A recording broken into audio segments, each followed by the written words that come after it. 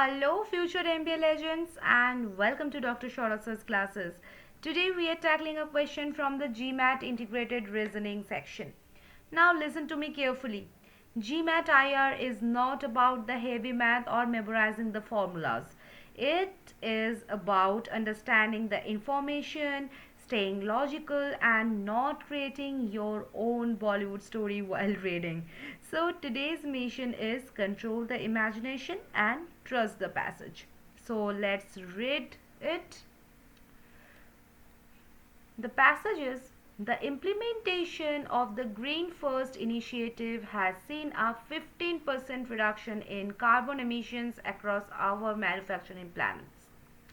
However, the initial procurement cost for sustainable raw materials rose by 22% this quarter. While the board views the long-term environmental impact as essential for the brand equity, some shareholders have expressed concern regarding the short-term impact on the dividend payouts. Question number 4 is: the carbon emission reduction was exactly 22% this quarter. False, true, false, or cannot say. Question number 5 is: according to the text, the increase in raw material cost has already directly resulted in a decrease in dividends. True, false, or cannot say. And question number 6 is: the board prioritized brand equity over the immediate concerns of all shareholders. True, false, or cannot say. Okay, so let's discuss this question.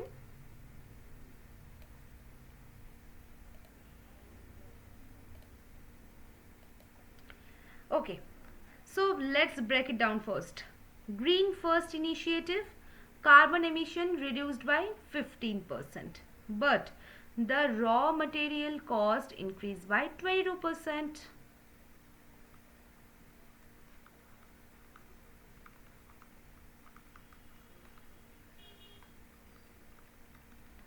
And raw material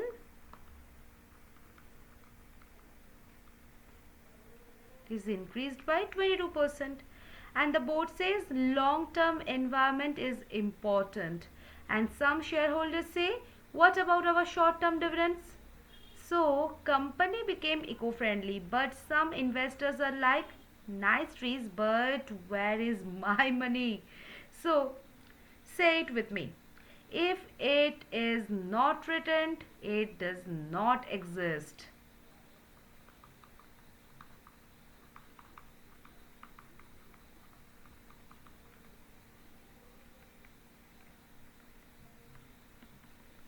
This is very important. Okay, GMAT is very strict. Even your imagination is not allowed inside the examination hall. Now let's solve the questions. Come to question number 4 first. What does passage say? Carbon emissions, question number 4 is basically carbon emissions reduction was exactly 22%. Now in the passage, it is clearly visible that carbon reduction is 15% and 22% is the cost increase, not the emissions. So this statement is like saying my height is 5.5 feet but my weight is 60 kg.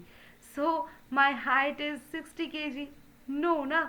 So this answer is false. Now we have a geometric. They give two numbers and was the students makes them like a chai. So what is the rule? Match the number with the correct concept, okay, and never swap. Question number 5. Cost increase has already caused decrease in dividends. Now what does the passage say?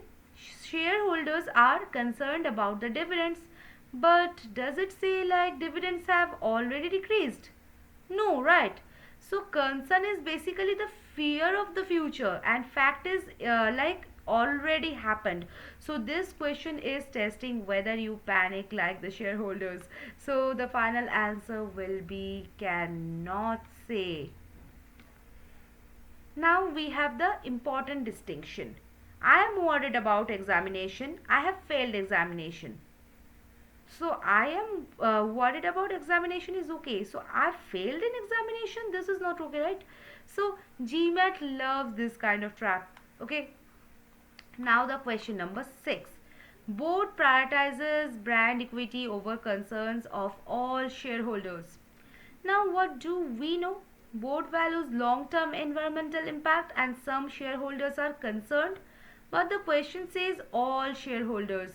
So danger word detected here, that is all.